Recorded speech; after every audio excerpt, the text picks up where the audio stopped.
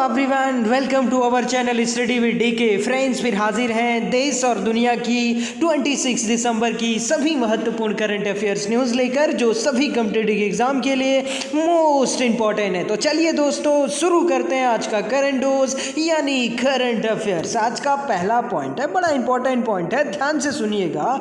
प्रत्येक वर्ष 25 दिसंबर को सुशासन दिवस यानी गुड गवर्नेंस डे के रूप में मनाया जाता है। यह दिवस किस पूर्व प्रधानमंत्री के जन्म दिवस पर मनाया जाता है? इसका राइट आंसर है option number B, Atal Bihari Vajpayee. अब ध्यान रखिएगा, जो अटल बिहारी वाजपेयी जी थे, ये आपका भारत के 3 बार क्या रहे, प्रधानमंत्री रहे, और इन्हीं के आपका जन्मदिन पर 25 दिसंबर को गुड गवर्नेंस डे यानी आपका क्या मनाया जाता है, सुशासन दिवस मनाया जाता है। अगर बात करें अटल बिहारी वाजपेयी जी की, ध्यान रखिएगा, इनका जन्म 25 दिसंबर 1924 को मध्य प्रदेश के ग्वालियर में होता है। कब होता है? 25 दिसंबर 1924 को मध्य प्रदेश ग्वालियर में होता है। और इनकी मृत्यु होती है 16 अगस्त 2018 को। कब? आपका 16 अगस्त 2018 को इनकी आपका क्या होती है, मौत होती है। इस पॉइंट को आप अच्छे से ध्यान रखिएगा। अब आपका जब इनका 2014 में, कब? आपका 2014 में आपका 90वां यानी कहने का मतलब 9वां जन्म दिवस, बर्थडे मनाया जा रहा था। तो भारत सरकार ने आपका इसी दिन घोषणा की कि अब हम 25 दिसंबर को क्या मनाएंगे, गुड गवर्नेंस डे मनाएंगे। इसीलिए ध्यान रखिएगा, 2014 से आपका 25 दिसंबर को प्रत्येक वर्ष आपका भारत में गुड गवर्नेंस डे यानी सुशासन दिवस मनाया जाता है। इस पॉइंट को आप अच्छे से ध्यान रखिएगा। साथियों, जनसंघ के आपका 1968 में ये क्या बनते हैं, अध्यक्ष बनते हैं। वही जनसंघ जिसकी स्थापना श्यामा प्रसाद मुखर्जी के द्वारा की गई थी। फिर आपका इनके द्वारा 1980 में बीजेपी यानी भारतीय जनता पार्टी की स्थापना की जाती है। और आपका ये भारतीय जनता पार्टी यानी बीजेपी के पहले अध्यक्ष और साथ में आपका संस्थापक भी होते हैं। इस पॉइंट को नोट कर लीजिएगा। इससे पहले जब भारत में पहली बार गैर कांग्रेसी सरकार बनती है, या ये कहें कि आपका गैर कांग्रेसी प्रधानमंत्री बनते हैं, उनका नाम होता है मोरारजी देसाई। मोरारजी देसाई के मंत्रिमंडल में आपका अटल बिहारी वाजपेयी भी शामिल होते हैं और इन्हें आपका विदेश मंत्री का पद मिलता है। और ध्यान रखिएगा, 1977 से 79 तक ये आपका मोरारजी देसाई मंत्रिमंडल में क्या बनते हैं, विदेश मंत्री बनते हैं। और ध्यान रखिएगा दोस्तों, नोट कर लीजिएगा, बड़ा इंपॉर्टेंट क्वेश्चन है। इसी दौरान आपका इन्होंने संयुक्त राष्ट्र संघ में एक भाषण दिया था 1977 में। कब दिया था? आपका 1977 में इन्होंने एक भाषण दिया था। और ध्यान रखिएगा, संयुक्त राष्ट्र संघ में हिंदी में भाषण देने वाले ये आपका पहले व्यक्ति थे। इस पॉइंट को आप नोट कर लीजिएगा। और कब दिया था? आपका 1977 में। ध्यान रखिएगा, बड़ा इंपॉर्टेंट पॉइंट है। अब ध्यान रखिएगा, 3 बार ये आपका देश के क्या रहते हैं, प्रधानमंत्री रहते हैं। क्या रहते हैं? आपका प्रधानमंत्री। पहला तो आपका 1996 में ये प्रधानमंत्री बनते हैं और केवल आपका जो है 13 दिन के कार्यकाल के बाद इनका जो प्रधानमंत्री का पद होता है वो क्या हो जाता है, आपका खत्म हो जाता है। इसीलिए हो जाता है क्योंकि इनके जो अलायंस दल होते हैं वो आपका इनसे समर्थन वापस ले लेते हैं और इनकी आपका केवल 13 दिन में ही क्या हो जाती है, सरकार गिर जाती है। और ध्यान रखिएगा, कोई प्रधानमंत्री भारत में केवल 13 दिन तक प्रधानमंत्री आज तक रहा, यानी कहने का मतलब सबसे जो कम कार्यकाल रहा वो आपका अटल बिहारी वाजपेयी जी का रहा। केवल 13 डेज आपका ये 1996 में आपका प्रधानमंत्री बनते हैं। फिर आपका ये 1998 से 99 तक कब आपका 1998 से 1999 तक, फिर 13 महीने के लिए आपका ये भारत के प्रधानमंत्री बनते हैं। और फिर आपका जो है तीसरी बार ये प्रधानमंत्री पूरे 5 वर्ष के लिए बनते हैं 1999 से 2004 तक। इस पॉइंट को आप अच्छे से ध्यान रखिएगा, पूरा आपका 5 वर्ष का कार्यकाल ये पूरा करते हैं। अब आपका 2015 में इनके योगदान के लिए ही भारत सरकार के द्वारा इन्हें भारत रत्न से क्या किया गया था, नवाजा गया था। इस पॉइंट को भी आप ध्यान रखिएगा। अटल बिहारी वाजपेयी जी को 2015 में भारत रत्न से क्या किया गया, सम्मानित किया गया। अगर इनके महत्वपूर्ण कार्यों की बात करें जिसके लिए आपका अटल बिहारी वाजपेयी जाने जाते हैं, या आपका एग्जाम के पॉइंट ऑफ व्यू से बहुत इंपॉर्टेंट है, ध्यान रखिएगा दोस्तों। भारत का जो पहला परमाणु परीक्षण होता है वो तो होता है 1974 में पोखरण में। उस समय आपका भारत की जो प्रधानमंत्री होती हैं वो होती हैं इंदिरा गांधी। अब ध्यान रखिएगा, भारत का जो दूसरा परमाणु परीक्षण होता है वो होता है 1998 में। कब होता है? 1998 में। और इस समय आपका भारत के प्रधानमंत्री होते हैं अटल बिहारी वाजपेयी। कौन होते हैं? आपका अटल बिहारी वाजपेयी। इसी अटल बिहारी वाजपेयी जी के आपका जो है कार्यकाल में 1998 में भारत ने पोखरण राजस्थान में दूसरी बार आपका जो परमाणु परीक्षण था वो आपका सफल किया। इस पॉइंट को आप ध्यान रखिएगा। कारगिल वॉर, शायद आपको ध्यान होगा, कारगिल दिवस हम लोग 26 जुलाई को मनाते हैं। कब मनाते हैं? 26 जुलाई को कारगिल दिवस मनाते हैं। कारगिल वॉर में जो हमने विजय प्राप्त की वो की 26 जुलाई 1999 में। हमने आपका पाकिस्तान के इरादों को नेस्तनाबूद कर दिया था और हमने आपका कारगिल विजय प्राप्त की थी। तो ध्यान रखिएगा, ये विजय भी आपका हमने अटल बिहारी वाजपेयी जी के कार्यकाल के दौरान ही प्राप्त की। और आपका ऑपरेशन विजय के तहत हमने कारगिल पर आपका जो है क्या किया, चढ़ाई की और फाइनली हमने आपका पाकिस्तान को हरा दिया। लाहौर बस यात्रा, ठीक है, बेहतर संबंध के लिए इस युद्ध के बाद आपका लाहौर बस यात्रा शुरू की गई दिल्ली से आपका लाहौर के बीच में। ये आपका 1999 में अटल बिहारी वाजपेयी जी के द्वारा ही शुरू की गई थी। इस पॉइंट को ध्यान रखिएगा। और आपका सर्व शिक्षा अभियान भी इन्हीं के द्वारा 2001 में शुरू किया गया था। बड़ा इंपॉर्टेंट है, सब पढ़ें सब बढ़ें, सर्व शिक्षा अभियान का कोड वर्ड था। तो दोस्तों ये सारे के सारे पॉइंट बहुत अच्छे से ध्यान रखिएगा।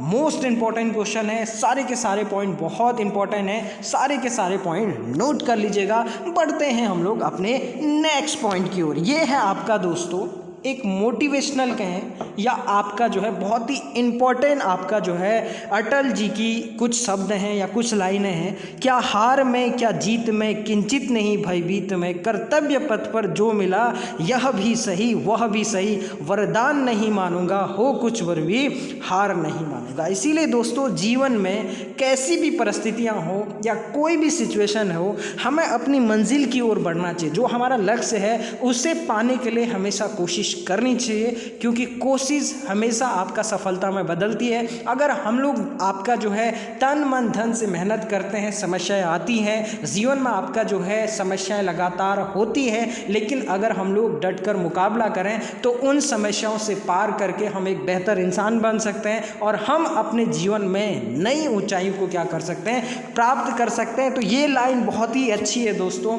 हमें इनसे आपका प्रेरणा लेनी चाहिए और ज़िंदगी में आपका जो है कभी हार नहीं माननी चाहिए। चाहे वो कोई भी सिचुएशन हो, हमें निरंतर आपका आगे बढ़ते रहना चाहिए। इस पॉइंट को आप अच्छे से ध्यान रखिएगा। बढ़ते हैं नेक्स्ट पॉइंट की ओर। नेक्स्ट पॉइंट भी बड़ा इंपॉर्टेंट है, ध्यान से सुनिएगा। भारत ने किस देश के साथ संयुक्त रूप से MRSAM के army version surface to air का निर्माण कर रहा है?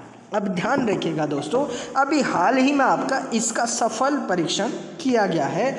ये जो MRSAM के 12वीं version surface to air missile का जो भारत निर्माण कर रहा है वो कर रहा है आपका इजराइल के सहयोग से। किसके सहयोग से? आपका इजराइल के सहयोग से। इस पॉइंट को आप अच्छे से ध्यान रखिएगा। ये है आपका द प्रिंट का article, India successfully test fires medium range surface to air missile at Odisha Balasore. अब ध्यान रखिएगा, अभी हाल ही में ओडिशा के बालासोर रेंज से सक्सेसफुली आपका जो MRSAM मिसाइल है इसका सफल परीक्षण किया गया। अब ध्यान रखिएगा, इसका आपको बनाने में जो योगदान रहा, एक तो भारत का जो रक्षा अनुसंधान संगठन है जिसे हम लोग DRDO बोलते हैं, जिसकी स्थापना 1958 में होती है। इसका मुख्यालय अभी न्यू दिल्ली में है। और साथ रखिएगा, ध्यान रखिएगा कि आपका J सतीश रेड्डी, माफ करेगा, क्या आपका J सतीश रेड्डी वर्तमान में आपका इसके क्या है, प्रमुख हैं। इस पॉइंट को भी आप नोट कर लीजिएगा। अब ध्यान रखिए दोस्तों, ये आपका भारत का जो DRDO संगठन है और साथ में आपका इजराइल का एक संगठन है जिसका नाम है एरोस्पेस इंडस्ट्री, यानी आपका ASI, ठीक है ना।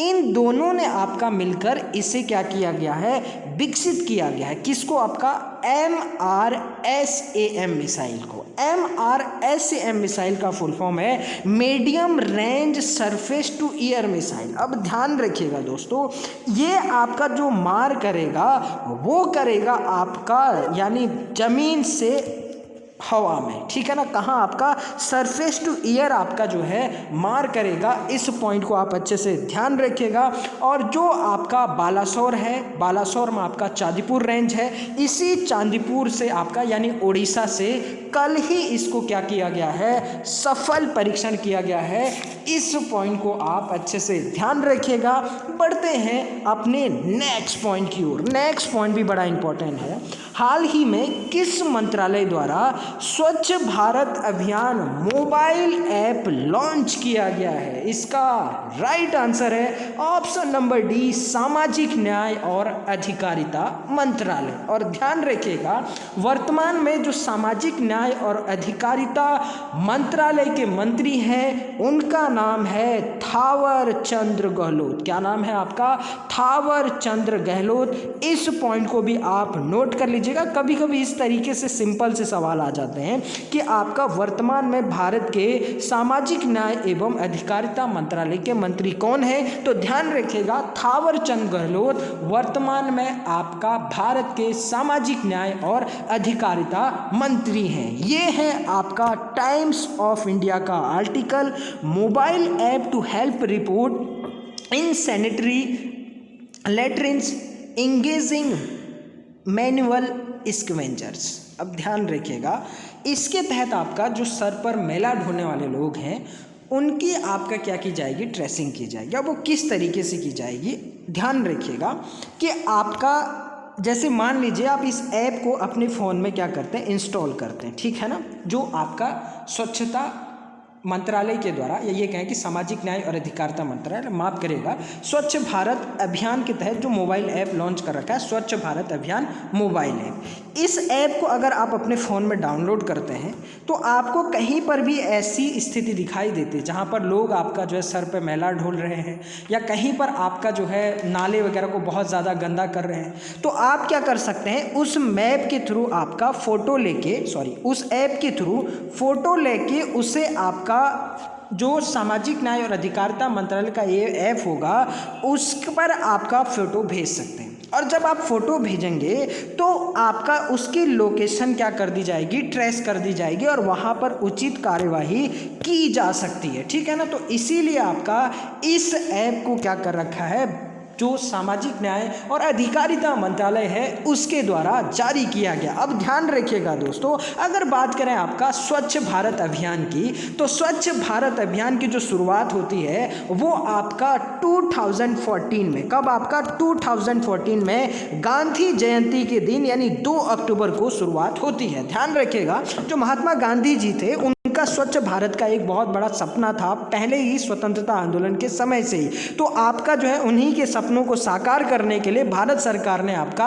इस स्वच्छ भारत अभियान को क्या किया, शुरू किया 2 अक्टूबर 2014 को। और आपका एक लक्ष्य रखा गया कि इनके जब हम 150वीं जयंती मनाएंगे 2020 में, कब आपका 2020 में जब इनकी आपका 50वीं जयंती मनाएंगे, तो भारत सरकार ने ये लक्ष्य रखा कि हम घर घर क्या पहुंचाएंगे, शौचालय आपका पहुंचाएंगे और भारत को आपका खुले में शौच मुक्त देश के रूप में स्थापित करेंगे। अब आपका वास्तविकता क्या है ये आप हम सब लोग जानते हैं, लेकिन ध्यान रखिएगा इस बार यानी 2 अक्टूबर 2020 को जब हम लोग आपका स्वच्छ भारत अभियान की 5वीं वर्षगांठ मना रहे थे और साथ में आपका भारत के राष्ट्रपिता महात्मा गांधी जी की 150वीं जयंती मना रहे थे। कौन सी जयंती? 150वीं जयंती मना रहे थे। तो आपका प्रधानमंत्री नरेंद्र मोदी जी के द्वारा ये घोषणा की गई कि अब भारत आपका खुले शौच से क्या हो चुका है, मुक्त हो चुका है। इस पॉइंट को ध्यान रखिएगा,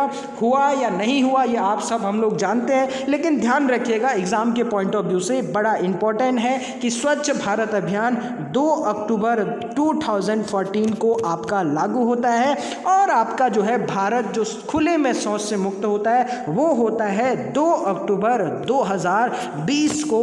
इस पॉइंट को आप अच्छे से ध्यान रखिएगा। बढ़ते हैं अपने नेक्स्ट पॉइंट की ओर। नेक्स्ट पॉइंट है, हाल ही में किस फुटबॉल खिलाड़ी को गोल्डन फुट पुरस्कार 2020 से सम्मानित किया गया? इसका राइट आंसर है क्रिस्टियानो रोनाल्डो। ये है आपका क्रिस्टियानो रोनाल्डो की तस्वीर। अगर आपने कभी अपने जीवन में थोड़ा भी फुटबॉल देखा होगा तो आप जरूर इनको जानते होंगे। ये आपका पुर्तगाल के खिलाड़ी हैं। कहाँ के खिलाड़ी हैं? आपका पुर्तगाल के खिलाड़ी हैं और इन्हीं को आपका एक यूरोप का देश है मोनाको देश। अब ध्यान रखिएगा दोस्तों, ये जो पुरस्कार है गोल्डन फुट पुरस्कार, ये आपका मोनाको यूरोप का एक देश है, इसके द्वारा प्रदान किया जाता है और ये फीफा के द्वारा प्रदान नहीं किया जाता। इस पॉइंट को आप अच्छे से ध्यान रखिएगा। और इस बार का आपका गोल्डन फुट पुरस्कार पुर्तगाल के फुटबॉलर किसको दिया गया है? क्रिस्टियानो रोनाल्डो को दिया गया है। इस पॉइंट को ध्यान रखिएगा।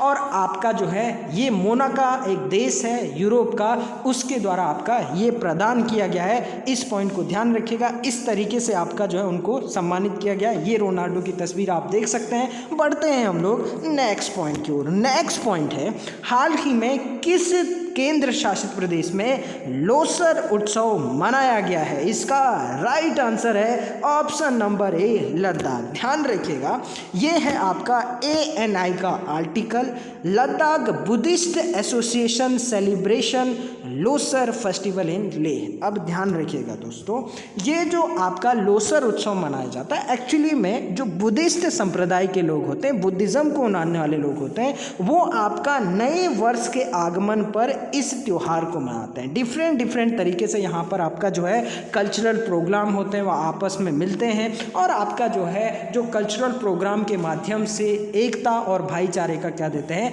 संदेश देते हैं और साथ में आपका शांति का भी संदेश देते हैं। तो ध्यान रखिएगा, ये आपका प्रत्येक वर्ष नए वर्ष के आगमन पर आपका किसके द्वारा मनाया जाता है? बुद्धिस्ट लोगों के द्वारा मनाया जाता है। ये आपका भारत के अरुणाचल प्रदेश, लद्दाख और साथ में आपका नेपाल और तिब्बत वाले एरियाज पर आपका प्रमुखतः मनाया जाता है और अभी हाल ही में आपका इसको मनाया गया है। इस पॉइंट को आप ध्यान रखिएगा, बौद्ध धर्मावलंबियों से आपका क्या है, संबंधित है। अगर बात करें आपका लद्दाख की, तो दोस्तों ध्यान रखिएगा, लद्दाख को एक केंद्र शासित प्रदेश के रूप में जो स्थापित किया गया, वो स्थापित किया गया 31 अक्टूबर 2019 को। कब किया गया? 31 अक्टूबर 2019 को इसे एक यूनियन टेरिटरी के रूप में स्थापित किया गया। और ध्यान रखिएगा, इसी दिन आपका जम्मू कश्मीर को भी भारत के एक यूनियन टेरिटरी के रूप में स्थापित किया गया। आपको ध्यान होगा दोस्तों, इसके विभाजन से पहले या आपका जो है इनको यूनियन ड्यूटी घोषित करने से पहले, केंद्र शासित प्रदेश घोषित करने से पहले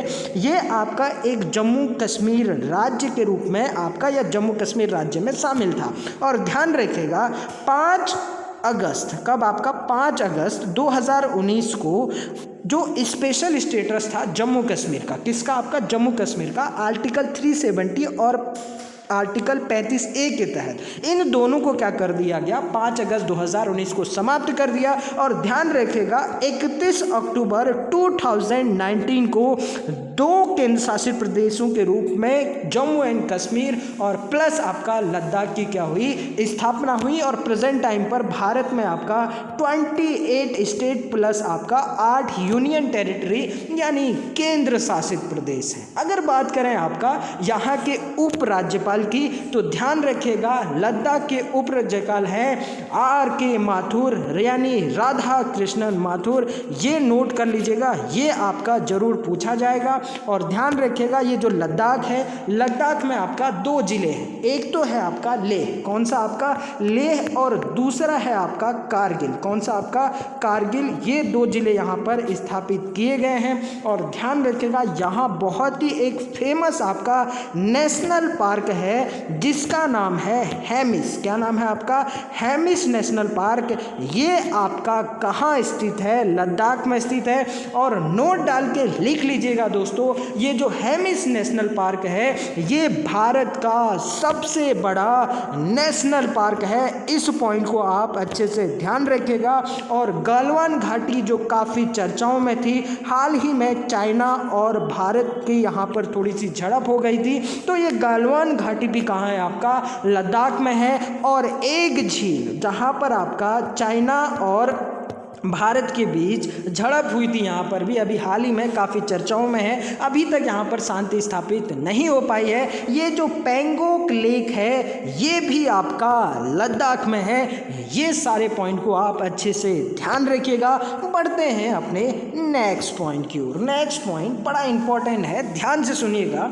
हाल ही में स्टारता सापुक और सोकर झीलों को रामसर आर्द्र भूमि यानी वेटलैंड सूची में शामिल किया गया है। यह किस राज्य या केंद्र शासित प्रदेश में स्थित है? इसका राइट आंसर है ऑप्शन नंबर सी, लद्दाख। ये है आपका द इकोनॉमिक्स टाइम्स का आर्टिकल, लद्दाख स्टार्टअपुक Tsokar lake complex added to list of Ramsar site. अब ध्यान रखिएगा दोस्तों, ये जो स्टारता सापुक और आपका सोकर लेक है, इन्हें अभी आपका शामिल कर लिया गया है रामसर साइट में। अब ध्यान रखिए दोस्तों, ये जो रामसर साइट है एक्चुअली में होता क्या है, 1972 में, सॉरी माफ करिएगा, कब आपका 1972 में 2 फरवरी 1972 को ईरान के आपका जो है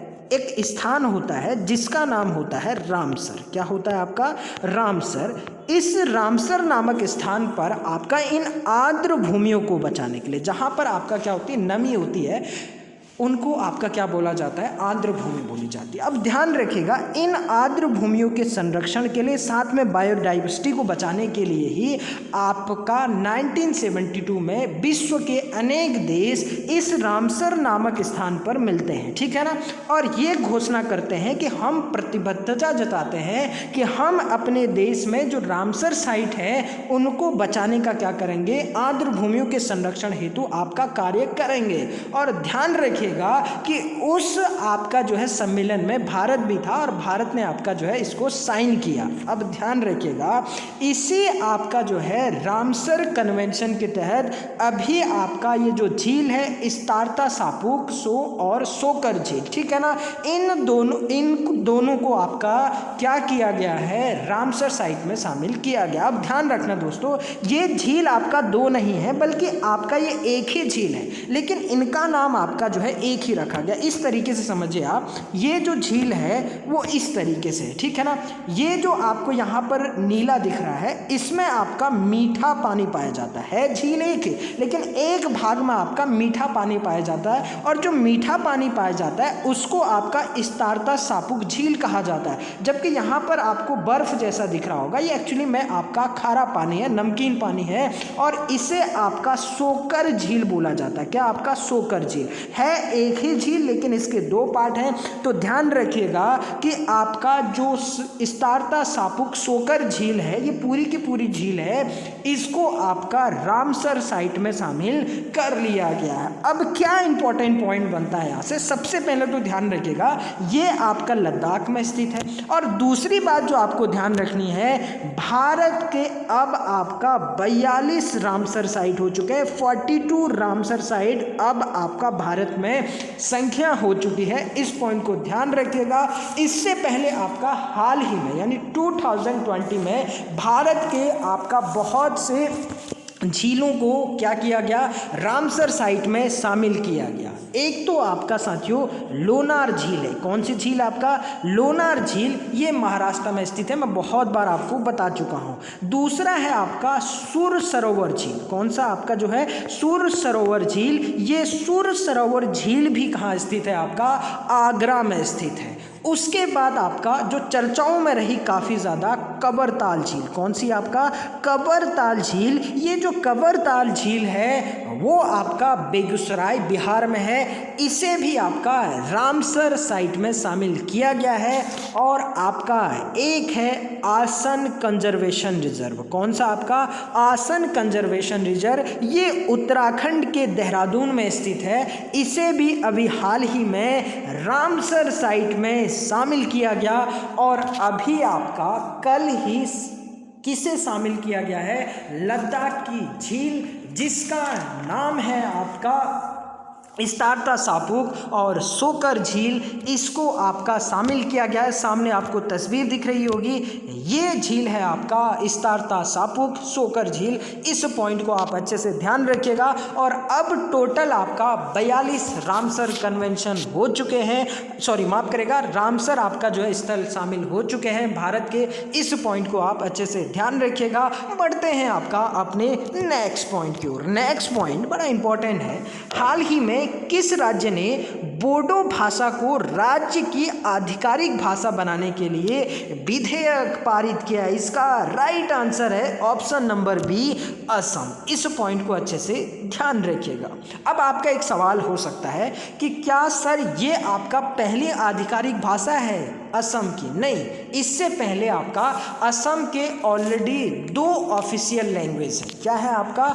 2 ऑफिशियल लैंग्वेज हैं। उसको समझने से पहले इस पॉइंट को समझते हैं। ये है आपका हिंदुस्तान टाइम्स का article, Assam cabinet approves bill to make Bodo associate official language of state. यानी कहने का मतलब आपका बोडो लैंग्वेज को उसने एक ऑफिशियल लैंग्वेज के रूप में आपका पारित कर दिया है। अब ध्यान रखिएगा, एक्चुअली में दोस्तों हाल ही में यानी 2000 आपका जो है 20 के शुरुआत में और 90 के लास्ट में एक आपका जो है क्या होता है, बोडो अकॉर्ड होता है। अब ध्यान रखिएगा, ये बोडो अकॉर्ड क्या है इसको हम लोग समझते हैं। एक्चुअली में दोस्तों ये जो ऊपर वाला आपका ये एरिया है, ठीक है ना, ये असम का मैप है, और ये जो ऊपर वाला रेड कलर में जो ड्रॉ है, इसको लेकर आपका लंबे समय से असम में विवाद था। ये विवाद क्या था? एक्चुअली में यहाँ पर बोडो आपका लोग रहते हैं, यानी जो बोडो भाषा बोलते हैं, इनकी एक बहुत लंबे समय से मांग थी कि भैया आपका हमें एक नया स्टेट बोडोलैंड के रूप में दीजिए, ठीक है ना, जिसमें आपका कोकराझार, चिरांग, बाक्सा और आपका उदलगिरी, ये जो 4 क्षेत्र हैं, कौन कौन से? आपका कोकराझार हो गया, चिराग हो गया, बाक्सा हो गया और आपका उदलगिरी हो गया। इन 4 जिलों की मांग थी कि इन 4 जिलों को मिलाकर आपका आसाम से अलग करके एक बोडोलैंड नामक आपका जो है राज्य बनाया जाए। लेकिन ध्यान रखिएगा दोस्तों, इसको आपका भारत की संसद ने स्वीकार नहीं किया और जनवरी आपका 2020 में बोडो पीस अकॉर्ड हुआ, जिसके तहत आपका ये कहा गया कि जो बोडो कल्चर है या इनकी जो मांगे हैं उसको आपका असम के द्वारा मान्यता दी जाएगी और असम उसको प्रेफरेंस देगी। तो होता क्या है, असम सरकार के द्वारा बोडो अकॉर्ड के तहत ये घोषणा की गई कि आपका हम लोग बोडो भाषा को ऑफिशियल लैंग्वेज क्या करेंगे, प्रदान करेंगे, यानी आपका जो है उसको एक आधिकारिक भाषा के रूप में मान्यता देंगे। और उसको क्या कर दिया गया है, अभी हाल ही में पारित कर दिया गया है। इस पॉइंट को आप ध्यान रखिएगा। और कभी आपसे सवाल पूछा जा सकता है कि किस राज्य में आपका जो है बोडोलैंड अलग राज्य बनाने की मांग लंबे समय से चल रही है या चल रही थी, तो ध्यान रखिएगा वो है आपका असम बोडोलैंड की मांग। ठीक है ना, तो ध्यान रखिएगा इस पॉइंट को। अगर बात करें आपका असम की, तो ध्यान रखिएगा असम की राजधानी है दिसपुर। क्या है साथियों, आपका दिसपुर। यहाँ के वर्तमान में आपका राज्यपाल है जगदीश मुखी। कौन है आपका, जगदीश मुखी। और जबकि आपका मुख्यमंत्री यानी चीफ मिनिस्टर है सर्बानंद सोनोवाल। कौन है आपका, सर्बानंद सोनोवाल यहाँ के आपका वर्तमान में चीफ मिनिस्टर है। इस पॉइंट को भी आप अच्छे से ध्यान रखिएगा। अगर एडिशनल फैक्ट की बात करें तो काजीरंगा, बहुत बार मैं आपको बता चुका हूँ, ये जो काजीरंगा राष्ट्रीय उद्यान है वो असम में स्थित है। और एक सींग गैंडे के लिए, किसके लिए आपका जो है, एक सींग गैंडे के लिए ये वर्ल्ड में आपका फेमस है। सिंगल आपका जो है जो सींग रैनोज है ये कहाँ पाया जाता है, काजीरंगा में। इस पॉइंट को ध्यान रखिएगा। मानस अभ्यारण्य यानी मानस आपका जो राष्ट्रीय पार्क है ये भी कहाँ स्थित है, आपका असम में स्थित है। भारत में जो सर्वाधिक चाय यानी टी का उत्पादन होता है ये आपका असम में ही होता है। यहाँ के दो फेमस आपका लोक नृत्य हैं, एक का नाम है बिहू और एक का है आपका सत्रिया। इस पॉइंट को भी आप ध्यान रखिएगा। ये दोनों आपका फोक डांस यानी लोक नृत्य अक्सर पूछे जाते हैं। इसी असम राज्य में ब्रह्मपुत्र नदी के किनारे एक द्वीप है, बहुत ही फेमस द्वीप, माजुली द्वीप। कौन सा द्वीप आपका, माजुली द्वीप। ये जो माजुली आइलैंड है ये विश्व का सबसे बड़ा रिवर आइलैंड है यानी नदी द्वीप है। इस पॉइंट को आप अच्छे से ध्यान रखिएगा। असम का पुराना नाम था आपका कामरूप, ये भी बड़ा इंपॉर्टेंट पॉइंट है। तो दोस्तों ये था आपका एडिशनल फैक्ट असम के बारे में, बड़े इंपॉर्टेंट फैक्ट हैं, नोट कर लीजिएगा। बढ़ते हैं अगले पॉइंट की ओर। अगला पॉइंट बड़ा इंपॉर्टेंट है। हाल ही में किस स्मार्टफोन, दोस्तों यहाँ पर मार्ट हो गया है, ये एक्चुअली में आपका स्मार्ट है, ठीक है ना, माफ़ करिएगा उसके लिए। स्मार्टफोन विनिर्माता कंपनी ने भारत में अपनी पहली 5G इनोवेशन प्रयोगशाला स्थापित की है। इसका राइट आंसर है ऑप्शन नंबर डी।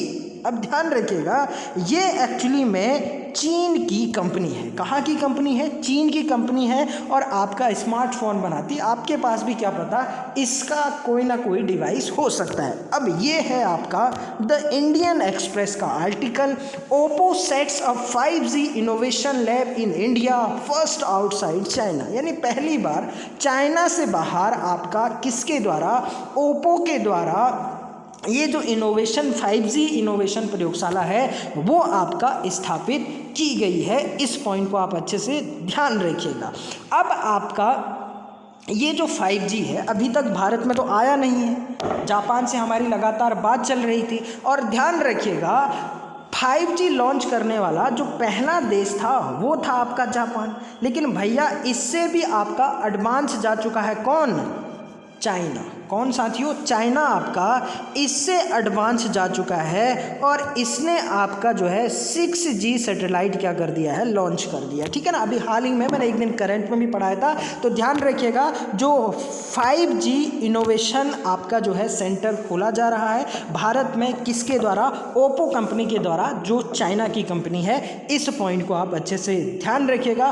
बढ़ते हैं अपने नेक्स्ट पॉइंट की ओर। नेक्स्ट पॉइंट भी बड़ा इंपॉर्टेंट है। हाल ही में केंद्रीय मंत्रिमंडल ने DTH यानी डायरेक्ट टू होम में कितने प्रतिशत प्रत्यक्ष विदेशी निवेश को मंजूरी प्रदान की है। इसका राइट आंसर है ऑप्शन नंबर सी 100%। ये है आपका द हिंदू का article, union cabinet approves 100% FDI इन डीटीएच सर्विस। अब ध्यान रखिएगा दोस्तों, भारत में जो डीटीएच है, डायरेक्ट टू होम है, इसका बहुत बड़ा नेटवर्क है और अब आपका प्रत्यक्ष विदेशी निवेश, जिसे हम लोग फॉरेन डायरेक्ट इन्वेस्टमेंट कहते हैं, इसको भारत सरकार ने 100% मंजूरी दे दी है। अब क्या है आपका एफडीआई, इसको हम लोग सबसे पहले समझते हैं। एफडीआई का मतलब होता है फॉरेन डायरेक्ट इन्वेस्टमेंट। अब मान लीजिए भारत की कोई एक कंपनी है, मान लीजिए, ठीक है ना, एक कंपनी है और इसके पास आपका जो है 100 रुपीज़ है। कितने रुपीज़ है? 100 रुपीज़ है।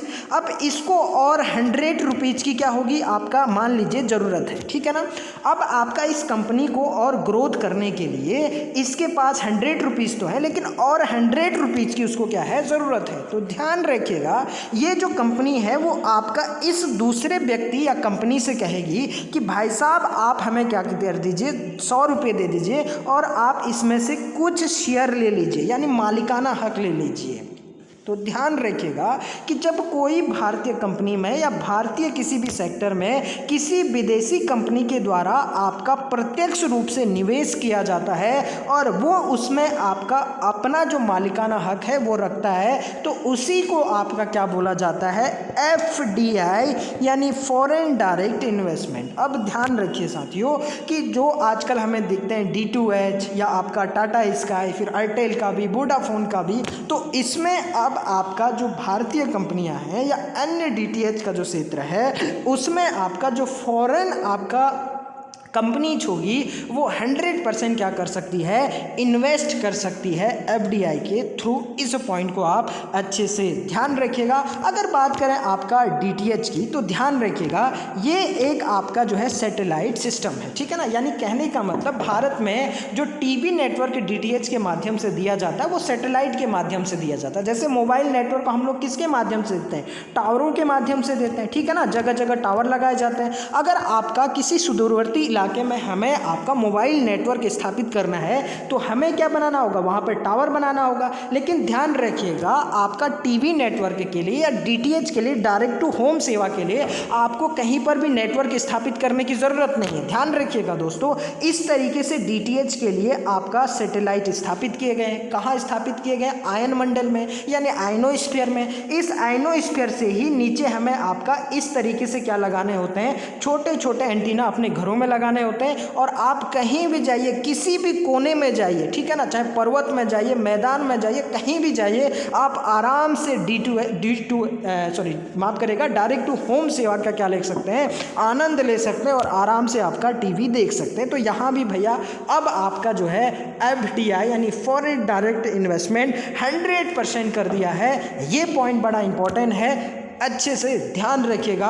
पढ़ते हैं अपने नेक्स्ट पॉइंट की ओर। नेक्स्ट पॉइंट है, हाल ही में केंद्रीय सूचना आयोग ने किसके बारे में जानकारी देने से मना कर दिया है? इसका राइट आंसर है option number B, electoral bond. कौन सा आपका? Electoral bond. ये है आपका दीवायर का आर्टिकल।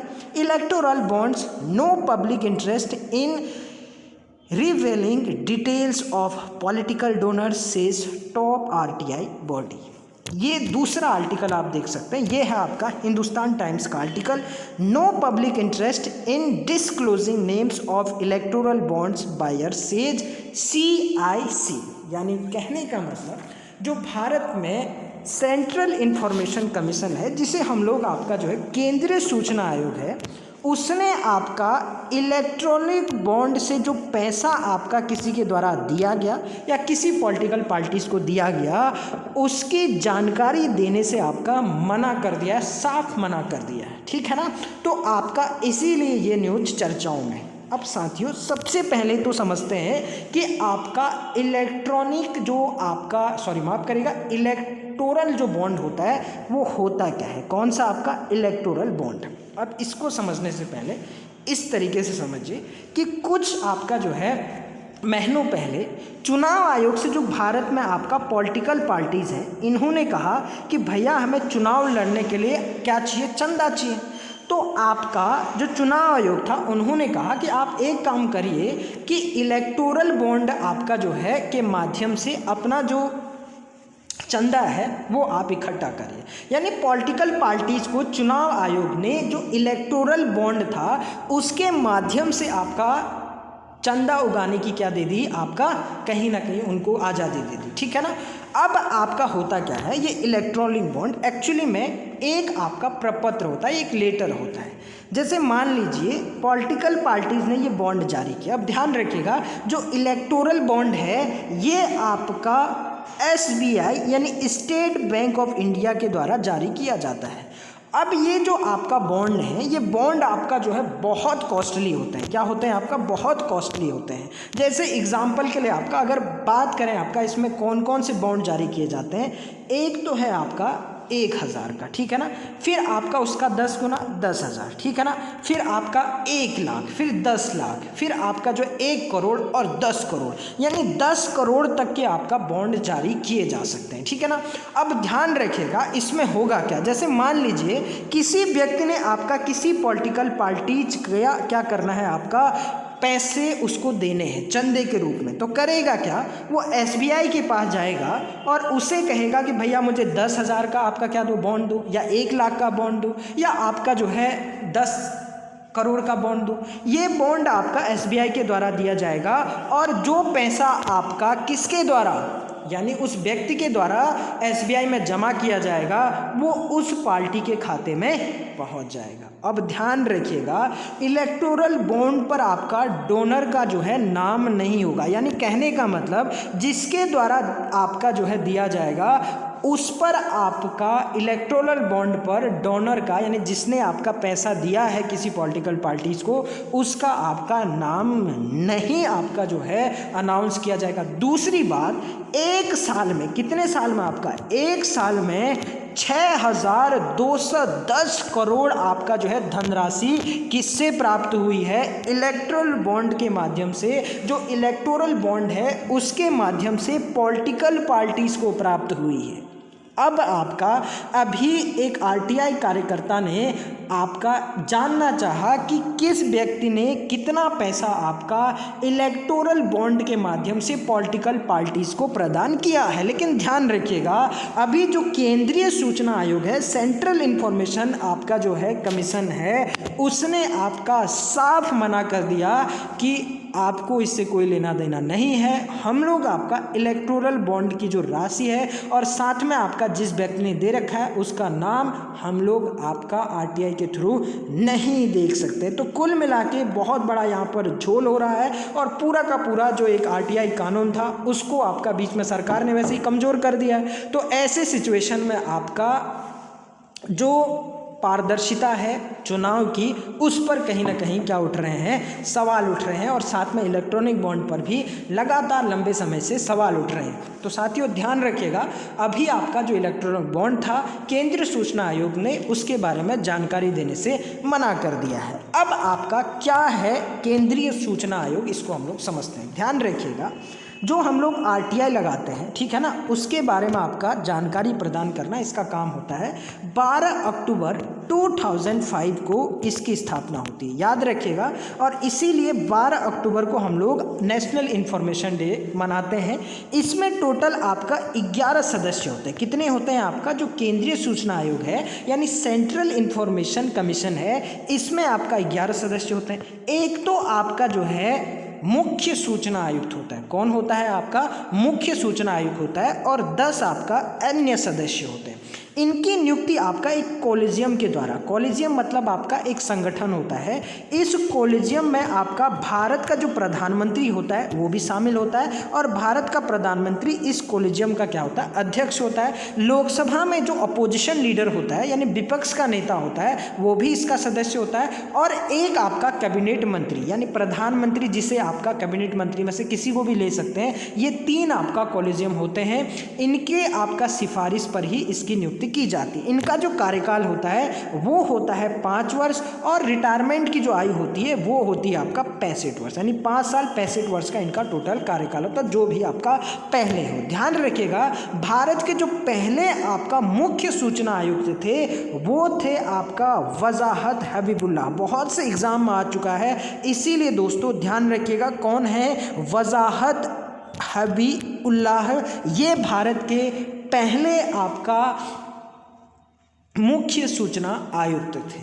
अगर बात करें आपका पहली महिला की, तो दीपक संधू आपका भारत की पहली महिला सूचना आयुक्त होती हैं, जबकि वर्तमान में भारत के जो मुख्य सूचना आयुक्त हैं उनका नाम है यशवर्धन सिन्हा। कौन है आपका? यशवर्धन सिन्हा। इन्हीं के द्वारा अभी आपका इलेक्ट्रॉनिक बॉन्ड की जो राशि प्रदान की गई है किसी व्यक्तियों के द्वारा, उनके नाम अनाउंस को आपका इन्होंने साफ क्या कर दिया है? मना कर दिया है। तो ये था आपका केंद्रीय सूचना आयोग के बारे में एडिशनल इंफॉर्मेशन, बड़ी इंपॉर्टेंट इंफॉर्मेशन है, नोट कर लीजिएगा। तो ये था दोस्तों आज की सभी महत्वपूर्ण करंट अफेयर्स न्यूज का एनालिसिस, जो सभी कॉम्पिटिटिव एग्जाम के लिए मोस्ट इंपॉर्टेंट है। तो मिलते हैं दोस्तों फिर एक नए करंट अफेयर्स न्यूज एनालिसिस के साथ। तब तक आप पढ़ते रहिए। Thank you very much. God bless you all.